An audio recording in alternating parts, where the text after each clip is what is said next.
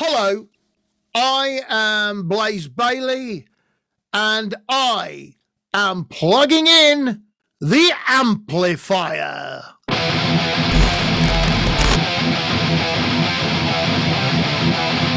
Leyenda británica del heavy metal, vocalista en el grupo Wolfsbane y posteriormente catapultado por haber sido miembro de una de las bandas más importantes de todos los tiempos, Iron Maiden. Actualmente solista, pero siempre en constantes giras y grabaciones que lo han mantenido en la escena como una de las voces más reconocidas del género. Por supuesto, hablamos del gran Blaze Bayley, quien este año, junto a los miembros de la banda Absolva, publicó su más reciente trabajo de estudio titulado War Within Me. Trabajo bien recibido por su buena producción y temas llenos de energía, temáticas interesantes y por supuesto la poderosa voz que caracteriza a Blaze. Hoy platicamos sobre este nuevo álbum, su colaboración con Nergal en el proyecto Me and That Man y su opinión sobre la más reciente publicación de Iron Maiden, Senjutsu. En exclusiva para Amplifire, el único e inigualable Blaze Bayley. Blaze, thank you very much for the time. We know you are now in the tour in the UK, so we are glad to have you here, and this is a great honor for us. How are you? How has been to the reception to the public with the new album, War Within Me? Well, I'm very, very lucky because the album came out quite a while before the tour, and a lot of my fans have been listening to the new album War Within Me, and they know the songs quite well. They're familiar with the songs, and when we play the new songs in the set, everybody's singing along. It's incredible. The vibe and the feeling is absolutely fantastic. We've been doing smaller shows and spreading them out in time just in case there were cancellations. But so far, we've been safe and it's been really, really good. And people are really enjoying having live music back. And it's a wonderful feeling for me and for the guys in the band, because there was a small time there during the lockdown, the second time, where I thought the back of my mind, is live music ever going to come back? Before, there was a vaccine. So I'm happy to be out there. My fans are enjoying the new music. I'm loving playing the new songs from my War Within Me album. It's a big mixture in the set list, going from Maiden era to Blaze Bayley era, a different thing from all of my 11 albums. So it's going really, really well. We keep making albums, so you do get better as you make the albums. And the other thing is, the tragedy of the situation was we were always going to be recording a new album in 2020, but we were going to be fitting festivals in and around and a little bit of touring. But as those festivals got postponed or cancelled, it meant we would have another 3 days or another week that we could spend with the album. And it also meant we could take a step away, not listen, and then come back with a different perspective, listen and go, wow, that's great. Did we write that? It's so good. And, oh no, that's horrible. Let's make sure nobody hears it. When you have that time and other bits, well, that doesn't quite flow. We can fix this. We can do it like this. Also, at the very, very start of the whole process, we'd come back from South America and we came into Paris and COVID was there. All the signs were up. And as we came into the UK, things were challenging. And my fans have been waiting 2 years for a new Blaze album. They've supported me through thick and thin when I was in the darkness, when I had nothing. My fans believed in me and picked me up. And what I felt was, as we started this album, I said to Chris Appleton, my co-producer and co-writer, we have to do something that picks up my fans, that makes them feel at the end of the record better than they did before they put the record on. That's how we did it. And in the end, we did our best. We didn't know if it was good or not. You just think, well, I did my best. Now it's up to the fans. When my fans hear it, it's up to them to decide. I don't care what journalists think. But when my fans see this, do they feel that this is a record worthy of Blaze Bayley? Is this what they can feel proud of from their favorite singer? And that's what I wanted. And when it came out on Spotify and the media channels first, the downloads and streaming, very positive. And as people started to get their CDs and their vinyl, very, very positive reactions. And it was a huge sigh of relief. Oh, thank goodness it worked. It made sense to somebody else, not just us. So that's how we started, and that's what we did. It was something that was filled with passion and hope. You mentioned Chris Appleton and all the Asbolte band as part of this production, as part of this band with you. And how is your relationship in that fusion of the band with Appleton brothers and you? It's very difficult because I am an arsehole and I'm very difficult to work with. So they have to have a lot of patience because I'm very demanding. Sometimes I'm wrapped up in my own world and consumed by an idea so intensely that I can hardly talk, and I will find things to throw at Chris Appleton because I'm so frustrated. So I think he is always very glad when the album is finished and he doesn't have to see me again for a couple of months. That's good for him. But he's an incredible artist, incredible engineer, songwriter, and his attitude is, well, nothing is impossible. It might be difficult, but we'll find the solution that we need. We both have that attitude. And I feel that comes over in the War Within Me album, probably more than anything else that we've done together, is this makes sense. Each song from start to finish, and the album from start to finish, it's complete.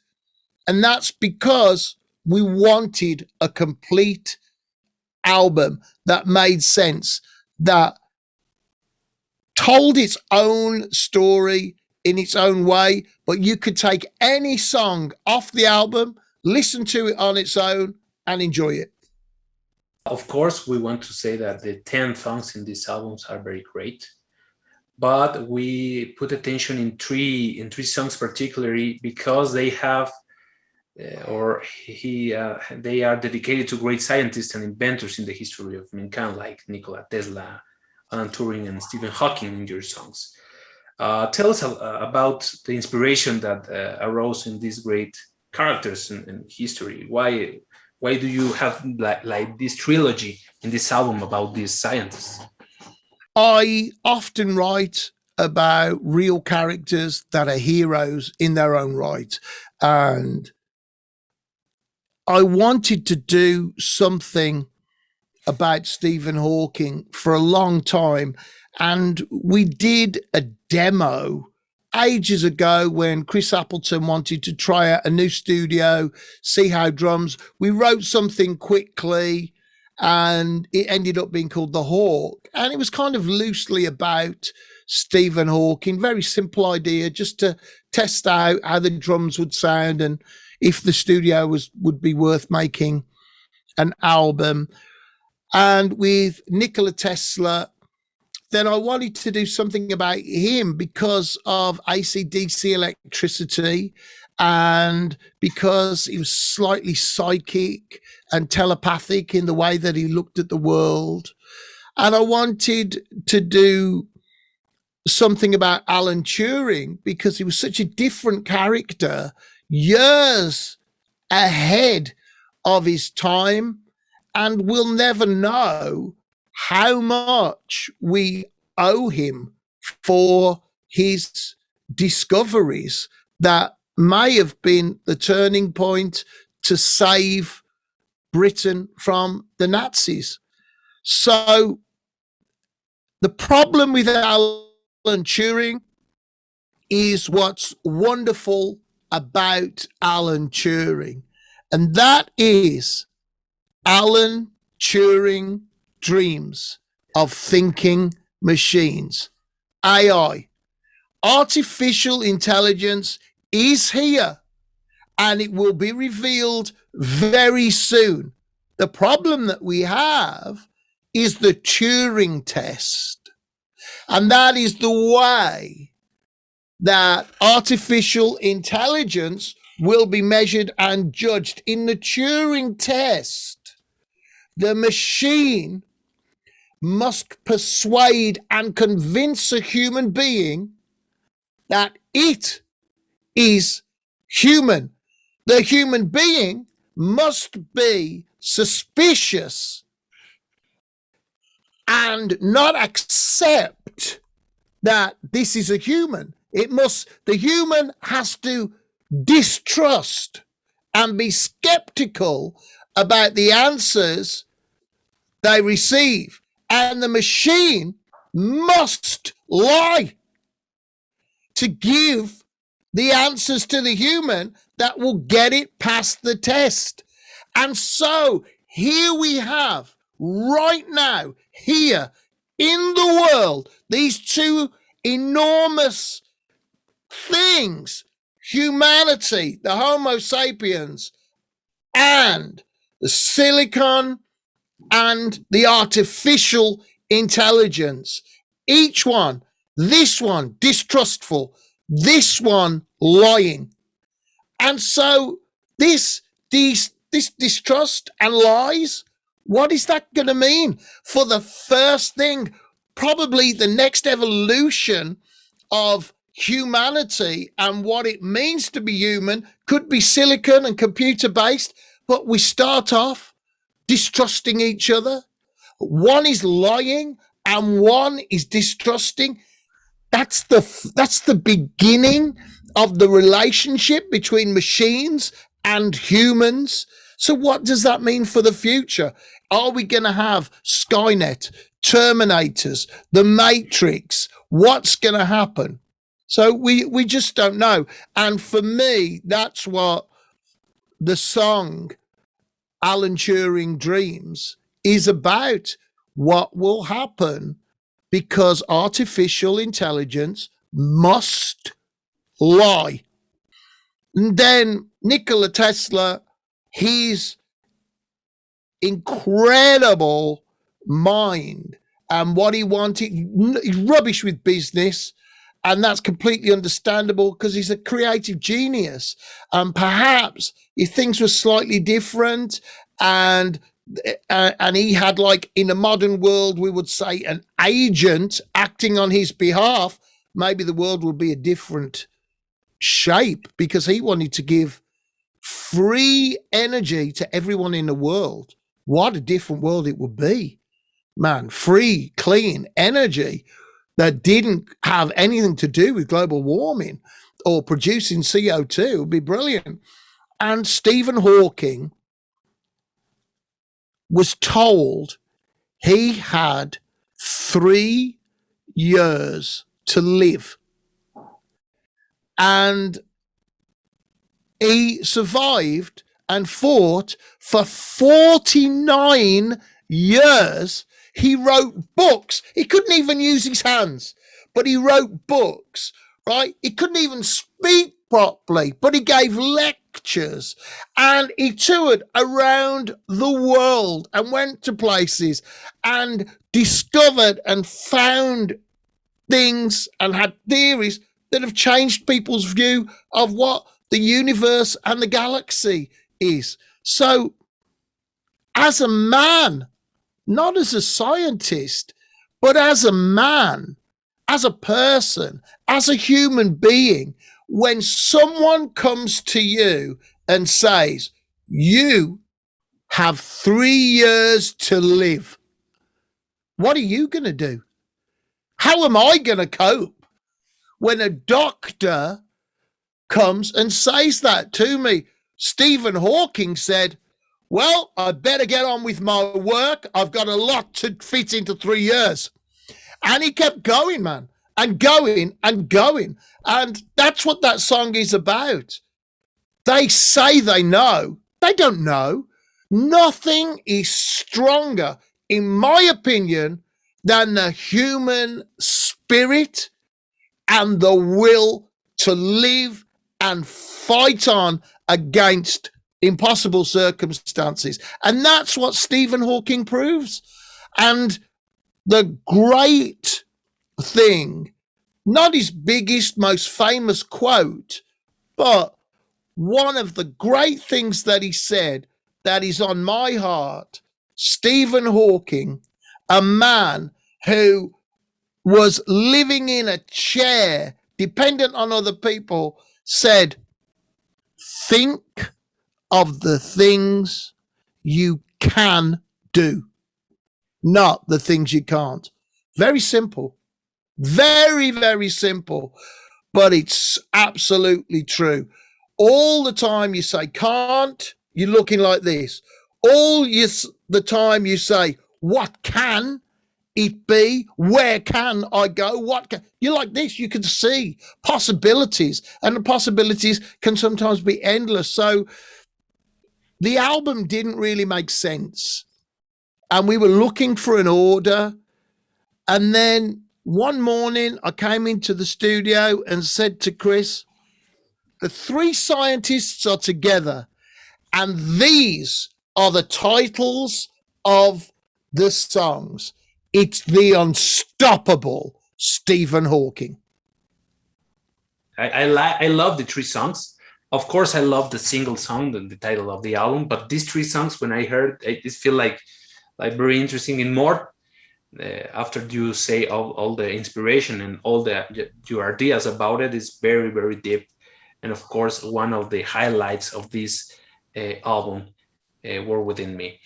And now let's talk about the tour, because you are in the UK tour, but what is next? Things are planned, and the plans are done a long time in advance. So this tour that I'm on now in the UK, this was planned months and months ago, very, very carefully, so that if a show had to go, the whole tour wouldn't be cancelled. We could survive and keep going.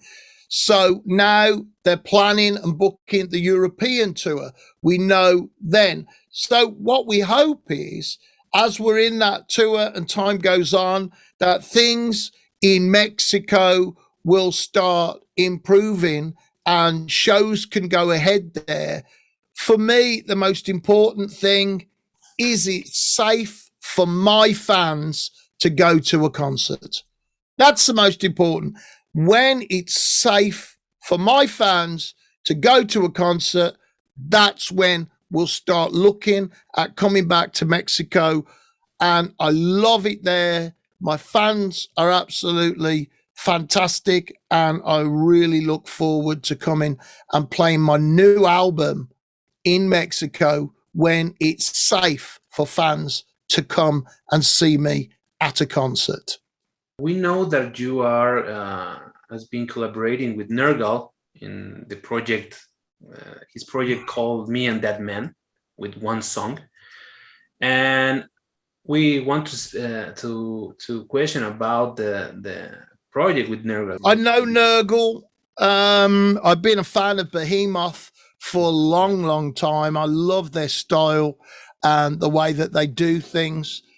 So I met Nergal backstage in Israel, in Tel Aviv, at a gig that they were doing. I was lucky enough to be doing my own show the following evening. And I went over and said hello to the guys and everything, and well, had a great time. We swapped numbers, and a few months later he said, "Hey man, I'm doing my own project. Do you want to do something? It's different, but that's why I'm not known for blues and that kind of thing, but I have a bluesy side." And he said, "Do you want to come and do this with me?" And he sent me a rough version of the song. I really liked it, and that was it. I started working on it. He liked what I did, and then we did a polished final version of it that I sent off, and then he mixed it. He put all different things on it. Sounds absolutely wonderful. Nothing that you would actually expect from me, but if you hear it, you know it's me, and you know it's a part of the real me. So I'm hoping that people will enjoy it. Blaze, I wanted to talk about the most recent work that Iron Maiden, that is called Sinjutsu, in the last month. Yeah. A lot of media and fans say that songs in this album has the style of the two words in which you are in the band, the S Factor and the Virtual 11. Mm-hmm. You know, you're really already listened to the Maiden albums. What do you think about this similarity in the style? I can't see it really, the similarity. I hear it as a new Maiden album. I can understand that people may see that. I don't hear it myself. I think it's a really good record. It's got some great music on it. I'll be totally honest, I've only managed to listen to it twice, so I don't know it that well. And with a Maiden record, for me, it's not something to have in the background. It's something to say, you know what? I'll make time. That's when I'm going to listen to the Maiden album. So what I've heard and the things I've gone through, I think it's really good. And I look forward to listening to it more. I think it's really fun that fans say, oh, it's like this album from 26 years ago. Yeah. That's just crazy because they've done so much. But it's also really fun for me that people 26 years later hear the brand new Iron Maiden album and go, oh, I'm thinking of Blaze Bayley. It's crazy. But it's fun. It's really fun, you know, and I'm grateful for it. It's absolutely fun. But it is a little bit strange that people hear the new Maiden and then go, oh, I'm thinking about Blaze Bayley and the X Factor. Okay. So it's a fun thing, you know. I take it as it is. I don't see that similarity there. I can understand that some people would, but it's not there for me. But it's really nice that people think of me when they listen to a brand new Iron Maiden album. It's crazy. Even in one of the songs, it's called Dead of the Celts, and some people say it's the second part of the Klansman. Do you agree with that? You are listening to that part? I don't know. No, I just take everyone on its own. You know, I don't think I can judge an Iron Maiden album after only listening twice. I mean, it's a huge huge album, a huge record with a lot of big songs, with big arrangements. So for that to make sense, it takes 3, 5 listens, you know, to start understanding, get familiar with the parts, start to get them to make sense in your mind. So, well, where is it going? What is the vibe? What's the emotion of where it's going? So, what's the intention that the writer is trying to give you? What's his intention? Does he want you to feel sad? Does he want you to feel courageous? Does he want you to feel reflective? What's his intention?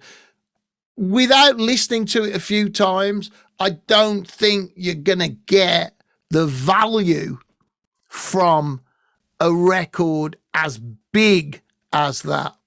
I'm very, very, very appreciate this time. I'm very happy with you. I'm a really fan of your career. Of course, it is an emotional moment to me. I want to say it. And you are an awesome singer, an awesome person, as I see. And thank you so much again for this time with us. But thank you very much for having me on your show. I'd like to say a huge thank you to all my fans in Mexico and a huge thank you to all my fans around the world for believing in me and supporting me in my dream of being a full-time heavy metal singer. Thank you all. Muchas gracias, amigos, amigas.